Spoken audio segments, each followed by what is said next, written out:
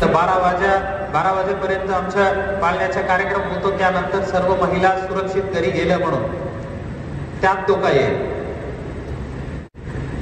तुमच्या घरच्या मुलांच्या भरोशावर आपलं घरच्या महिला घरी जायला पाहिजे सेफली, पोलिसांच्या भरोशावर नाही. तुमचं शहर सेफ असलं पाहिजे. माझं शहर पूर्ण गुंडा आहे पण पोलीस येऊन आम्हाला बंदोबस्त करणार, आम्हाला सुरक्षा देणार, असा नको. आपलं पूर्ण शहर सेफ ठेवू. हे काय होत आहे, आज कोणाचे फ्लेक्सी बॅनर दिसत आहे, ते बटन ना घालता त्यांचा फोटो लागलेला आहे, ते इंस्टाग्रामला ते फोटो टाकतात, रील टाकतात. ते बघून आमच्या घरचा मुलगा पण तेच करतात. त्यांना पण वाटत आहे मला पण लाईक पाहिजे, मला पण शेअर पाहिजे, मी पण करतो.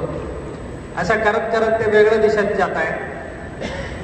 आणि जे मागे बसलेले मंडळी आहे, भाऊ आपल्याला मी काही कमी बोलत नाही, पण आपण जरा विचार करा. मागच्या अनुभवातून सांगतो मी, जे सर्वात मोठा मंडळाचे अध्यक्ष जे आहे त्यांचा मुलगा तुम्ही काय करतात विचारलं तर ते पुण्यात मेडिकल करतात किंवा बाहेर देशाचे PG करतात, MS करतात, असं चालू आहे. तुम्ही इथंच नाचगाणं करत बसलेलं आहे. आपण काहीतरी व्हावे यावर लक्ष द्यावा.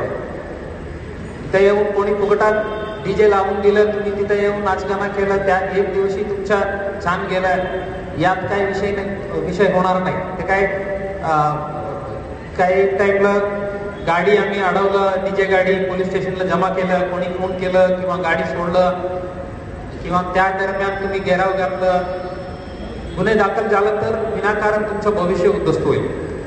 अशा कोणाचे करायची इरादा नाहीये, उद्देश नाहीये. आपला सर्वांकडून सहकार्य मिळेल ह्याच्या अपेक्षा आहे. आपण जे म्हटलेलं आहे, सर्व जे स्टेजेस काढायची म्हणून राष्ट्रामधून ते नक्की करू. इतर कुठलाही प्रायव्हेट पार्टीला, कुठलाही पक्ष असो, कोणाला स्टेज लावून द्यायची नाही. यांचे जे मध्यवर्ती मंडळचे जे आहेत त्यांचे एक राहील